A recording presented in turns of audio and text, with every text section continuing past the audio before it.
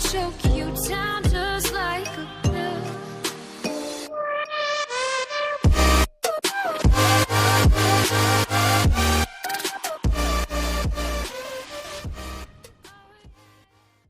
Hey guys and welcome back to Tony Stark Iron Man.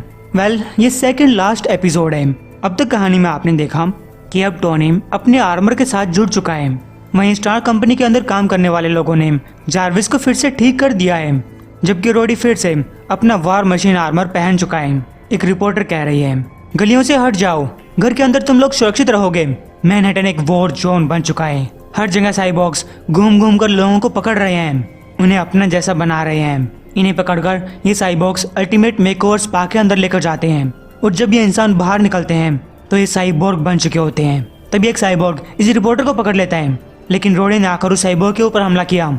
यहाँ से भाग जाओ लेडी, वरना तुम्हें भी इन जैसा बना दिया जाएगा।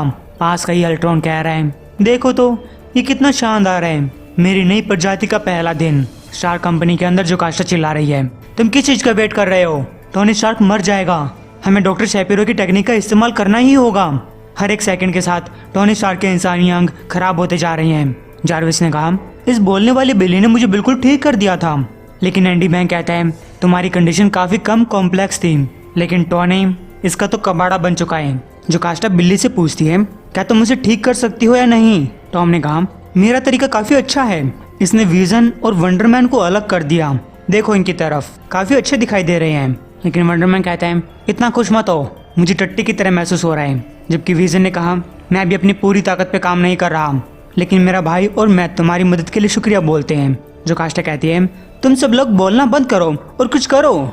अब या तो ये तरीका काम करेगा या नहीं करेगा, लेकिन टोनी स्टार्क इस हालत में नहीं रह सकता, ये उसे मार रहा है। फिर जोकास्टा का सिस्टम भी फेल होने लगा। एंडी बैंक उसे संभालता है। उसने कहा कि मैं जोकास्टा को चेक करता हूँ, वैसे भी यहाँ पे मेरा इतना काम नहीं है।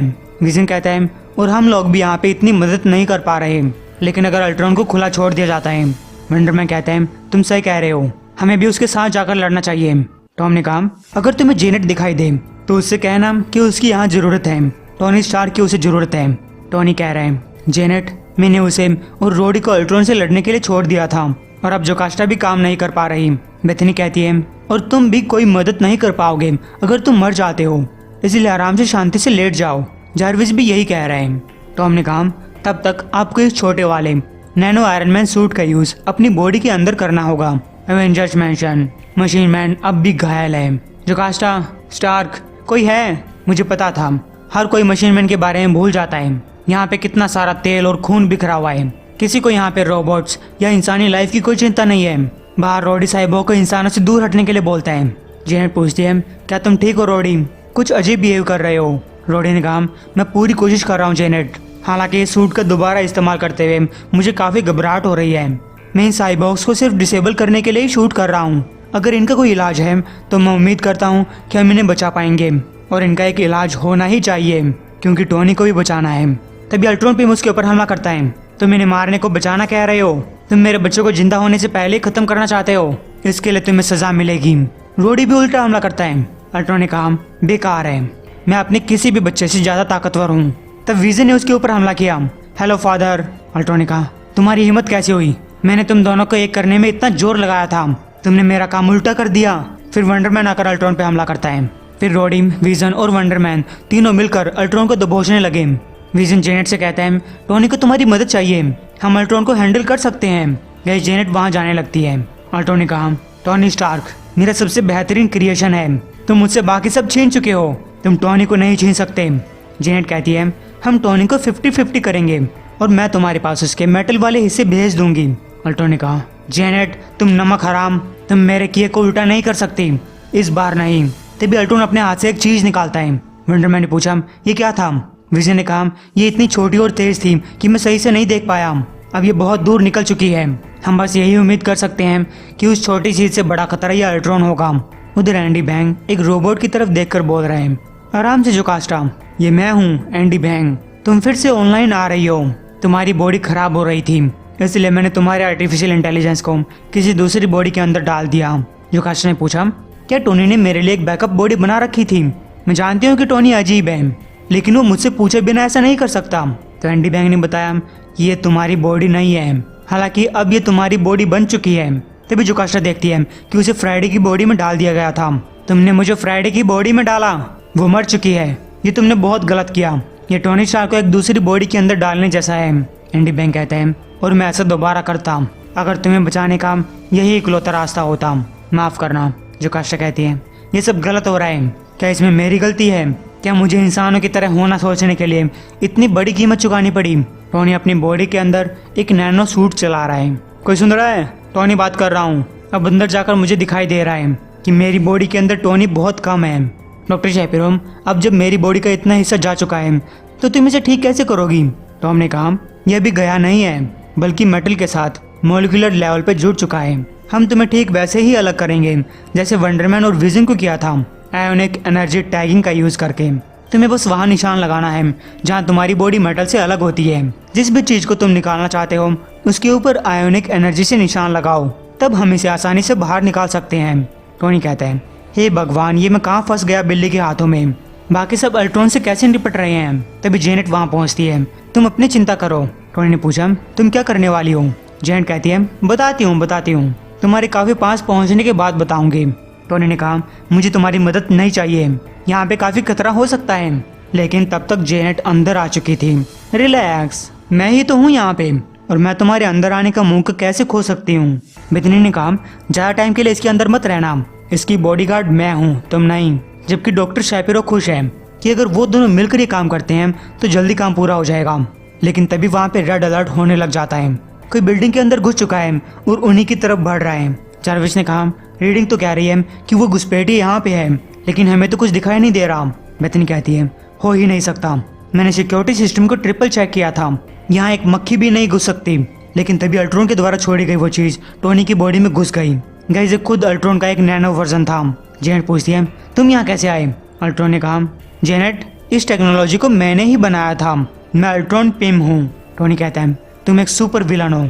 अल्ट्रॉन ने कहा विलन? अरे टोनी, मैं यहाँ पे एक दोस्त की हैसियत से आया हूँ जिसने तुम्हें इतना बड़ा तोहफा दिया है, और मैं नहीं चाहता कि तुम इस तोहफे को उल्टा पुल्टा कर दो। जेनेट कहती है टोनी तुम अपना काम पूरा करो, मैं इसे संभालती हूँ। वो अल्ट्रॉन के ऊपर हमला करने लगी। अल्ट्रॉन ने कहा ये क्या कर रही हो, तुम टोनी स्टार्क के लिए खतरा हो। जेनेट कहती है बस मेरा निशाना सही लगना चाहिए। टोनी उस बिल्ली से पूछता है कितना काम बाकी है? बिल्ली ने कहा 5%, लेकिन तुम्हारे हिसाब से ये 500% दिखाई देगा। मेरे पास एक आइडिया है, तुम्हारी बॉडी एंटीबॉडीज बना सकती है और वो एंटीबॉडीज जेनेट से लड़ने में तुम्हारी मदद करेंगी। टोनी पूछते हैं हाँ तो वो मैं कैसे बनाऊं? बिल्ली ने कहा मुझसे क्यों पूछ रहे हो, ये तुम्हारी बॉडी है। फिर अल्ट्रॉन ने जेनेट को दबोच लिया। ओ जेनेट, तुम यहाँ क्या ही कर लोगी? मैं अल्टीमेट लाइफ फॉर्म हूँ, लेकिन तुम हो। जेनेट ने कहा यहाँ जो भी कुछ होगा अच्छा होगा, क्योंकि जब तुम यहाँ मेरे साथ बिजी रहोगे तब मेरे लड़के बाहर तुम्हारी खटिया खड़ी कर रहे होंगे। लेकिन अल्ट्रॉन ने कहा मैं कई सारे काम एक साथ कर सकता हूँ। गैस वो बाहर भी विजन, वंडरमैन और रोडी को धूल चटा रहा है। लेकिन तभी टोनी जेनेट की मदद करता है। तुम्हें फोकस करना होगा हैंक, देखो तुम क्या कर रहे हो। तुम कह रहे हो कि ये एक तोहफा है, लेकिन ये फ्यूजन ये मुझे मार रहा है। अल्ट्रॉन ने कहा वो इसीलिए क्योंकि तुम इससे लड़ रहे हो, इसे एक्सेप्ट कर लो, हार मान लो, तब तुम भी मेरे जैसे बन जाओगे। टोनी कहता है कभी नहीं, मैं अपनी इंसानियत नहीं छोड़ने वाला, मैं प्रॉमिस करता हूँ मैं कभी तुम जैसा नहीं बनूंगा। मैं इस सारे आर्टिफिशियल कबाड़ी को अपने अंदर से बाहर निकाल रहा हूँ, क्योंकि मुझे पता है कि कौन सी चीज़ ज़्यादा इंपॉर्टेंट है, और मैं जानता हूँ कि मैं किस चीज़ से बना हुआ हूँ। लेकिन तभी उसे अपनी ब्लड सेल के अंदर मारिया स्टार्क फाउंडेशन का नाम दिखाई दिया। बेंट्रॉनिक्स, आर्नो स्टार्क की लैब, यहाँ भी उसी मारिया स्टार्क फाउंडेशन का नाम लिखा हुआ है। यानी कि टोनी स्टार्क का भाई आर्नो स्टार्क मारिया और हावर्ड की बॉडी बनाने के लिए उन्हीं पोर्ट्स का इस्तेमाल कर रहे हैं, जिसका यूज करके टोनी स्टार्क ने अपनी बॉडी बनाई थी। आर्नो कहता है मुझे जिंदा दिखाई दे रहे हैं। बेन ने कहा तुमने कोई नई लाइफ फॉर्म नहीं बनाई, तुमने बूढ़े 30-35 साल की उम्र के इंसानों को बनाया है। गैस जिंदा होने के बाद मारियम और हावर्ड स्टार्क खुश दिखाई दे रहे हैं। वो सनसेट से कहते हैं कि हम पूरी तरीके से हावर्ड और मारिया स्टार्क हैं। मैंने कहा लेकिन तुम कानूनी तौर पे मर चुके हो, जिसका मतलब है कि तुम्हारा स्टार्क फैमिली से कोई रिलेशन नहीं है और ना ही तुम्हारा उनकी संपत्ति के ऊपर अधिकार है, क्योंकि हर जगह केवल पैसा ही बोलता है।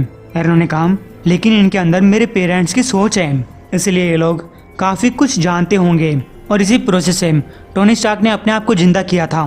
तो जो अधिकार टोनी के पास है इनके पास भी वही अधिकार होने चाहिए। सनसेट ने कहा उसके पास कुछ अधिकार हैं या कुछ नहीं है, उधर टोनी कुछ सोचने लग गया और टोनी कहा, तुम लड़ना बंद कर चुके हो। देखा जेनेट, टोनी इस सच्चाई को एक्सेप्ट कर चुका है। तभी टोनी जेनेट के ऊपर टैग लगाता है। जेनेट ने पूछा, ये तुम क्या कर रहे हो? टोनी कहता है, मैं तुम्हें यहाँ से बाहर निकाल रहा हूँ। शैपिरो, उस प्रोसेस को चालू करो अभी। शैपिरो ने कहा, अब भी 3% बाकी है। टोनी कहता है, तो उम्मीद करो कि मैं इस 3% के बिना जिंदा बच जाऊंगा। फिर टोनी शार्क अल्ट्रॉन को भी टैग कर देता है। इसके बाद उस प्रोसेस को चालू किया गया। बेथनी पूछती है, क्या ये काम कर रहा है? शैपिरो ने कहा, मुझे कुछ सही नहीं लग रहा, यहाँ रोशनी बहुत ज्यादा है, मेरी आंखें भी दुख रही हैं। फिर टोनी जोर से चिल्लाया और उसकी बॉडी से धीरे धीरे मेटल अलग होने लगा। जेनेट भी बाहर आ गई। बेथनी पूछती है, तुम कहाँ से आई? जेनेट ने कहा, उसने मुझे टैग कर दिया था, इसलिए मैं भी बाकी सारे मेटल के साथ टोनी की बॉडी से बाहर निकल आई। जबकि अल्ट्रॉन ये सब देखकर गुस्सा है। तुमने मुझे बाहर निकाला, तुम्हारी हिम्मत कैसे हुई? तो ठीक है, तुम एक इंसान की मौत मरना चाहते हो, मैं तुम्हारी इच्छा पूरी करूंगा, तुम्हारे सिर के लिए गोली बनकर। लेकिन गाइस, जोकास्टा उसे बीच में ही रोक लेती है। अल्ट्रॉन ने कहा, तुमने मेरा तोहफा ठुकरा दिया, लेकिन तुम खुद इंसानियत हासिल करना चाहती थी, इसलिए मैंने तुम्हारे लिए सब किया। आने वाले वर्ल्ड में तुम राज कर सकती थी, लेकिन जोकास्टा नैनो आर्मर को तोड़ देती है। मैं तुम्हारी विधवा बनकर ही खुश हूँ। जेनेट पूछती है, टोनी क्या तुम ठीक हो? शैपिरो ने कहा, हाँ वो ठीक है, अब इसे रेस्ट करना चाहिए, लेकिन ये नहीं करेगा क्योंकि इंसान जिद्दी होते हैं। गाइस, टोनी कहता है, अल्ट्रॉन अब भी बाहर है, मुझे एक आर्मर चाहिए। तो एंडी बैंग ने उसे कहा कि हमारे सामने एक प्रॉब्लम है, तुम्हारे आर्मर को चलाने के लिए कोई आर्टिफिशियल इंटेलिजेंस नहीं है। टोनी कहता है, तो हम एक पुराने सूट का इस्तेमाल करेंगे, मेरे सबसे पहले वाले सूट का। गाइस, आप इस सूट को इसी सीरीज में पहले भी देख चुके होंगे, तो उम्मीद करता हूँ कि आपको ये एपिसोड पसंद आया होगा। ये हम करते हैं 2700 व्यूज या फिर 675 लाइक्स के लिए। उम्मीद आप जल्दी पूरा करवा देंगे।